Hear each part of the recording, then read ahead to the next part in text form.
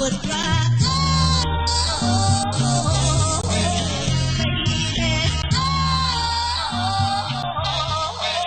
I would cry.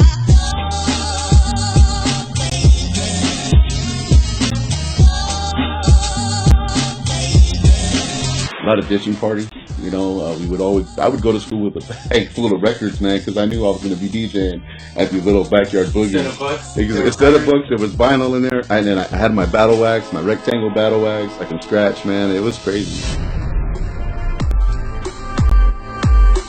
My name is David Alvarado. I go by the name DJ Cali Casanova. What city are you from? West Covina, California. You know what, man? It's kind of crazy story for me. I was into BMX racing. That was my whole thing growing up as a kid, BMX racing. I finally got my first bike at the age of 11, and I got really into it. I went and watched this movie, and I saw a DJ on it. I can't recall the guy's name. And to make a long story short, I knew that's what I wanted to do. So I traded my bike that I had just got. No joke, man. I told my parents they stole it. I traded my BMX bike that I had just got for this Christmas, man. And my buddy, he gave me a pair of turntables that didn't even match. One had a pitch control, one didn't. I started getting vinyl from my mom. You know, I was taking all the vinyl from my family members and whatnot. One of my cousins, who was an older DJ, he stopped and he gave me a bunch of old school disco freestyle crates and crates upon crates, man. And I was DJing with a realistic mixer, a 2-channel mixer. And a turntable. I had a Pioneer turntable. It was a 33 and a 45. That's it. There was no in between. And the other one was a Technique 1500 with the knob on the side like this. So that's the one I had. And I made it work, man. I made it work. And I learned. That's why I learned how to mix on those things right there. So who was your influence, though? Man, you know what? I have quite a few of them. Yeah? Yeah. Everybody that was on Power 106 at the time when I was growing up, my mom used to play the station all day long. So I know for sure when I was already into the DJ scene, I was listening to you guys, you know, DJ Henry, Richard Humphrey Vision, all of you guys that were on the Power 106, man. Power Tools, you know, great influence on me. And I just had a great time listening to it. To be honest, if you listen to the way that I mix now, you'll hear a little bit of everybody somehow in some way the way that I mix today. You know, when I first started, my uncle, he actually gave me the name Casanova. For whatever reason, he gave me that name. I was getting some business cards made, and he told me, you know what, he was with me, he says, you know what, let's just call you Casanova, because I couldn't figure out a name to put on the card. So I said, all right, let's do it. So we did it. I stuck with the name, and I had to change it, because I know a lot of people are using Casanova, so I just put the Cali on it. A lot of ditching parties, you know. I would go to school with a bag full of records, man, because I knew I was going to be DJing at these little backyard boogies.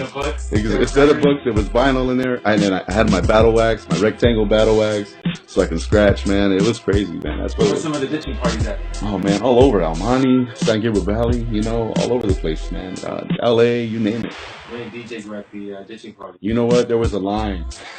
There was a line of DJs, and it's crazy now because I still talk to some of these cats today, but there was a line of these DJs, like, you know, you just wait for your turn, hoping you can get on at least to play one mix, you know, you know what I'm talking about, man. We used to put our cardboard in the boys' bathroom. Yeah, and the trash can, the janitor would open up early in the morning for us so we can get our cardboard out. Little ghetto blaster, we used to rock it, man, and we practiced that. You know, we actually won a talent show that year. Yeah, we actually won a talent show.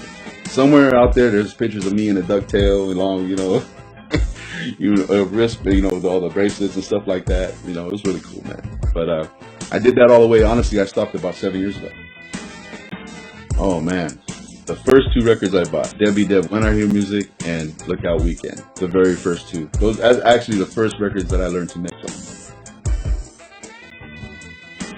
Tower Records. I grew up in West Covina by the mall. So Tower Records was my main spot. I do my little kid jobs I can do around the apartment complex. You know, I used to clean windows, man, just to make money. Buy records? Just to buy records, man. How about the mom and pop DJ stores? Oh, absolutely. Exodus, Norwalk Records, Music Revolution. I went down there too. I was really nervous.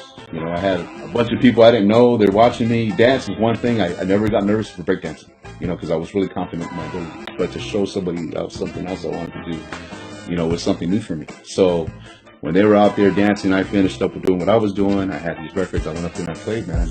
The rest is history. I'm here today. Peppers. Industry? Yeah, the city of industry. Yes, sir. That was in 1997.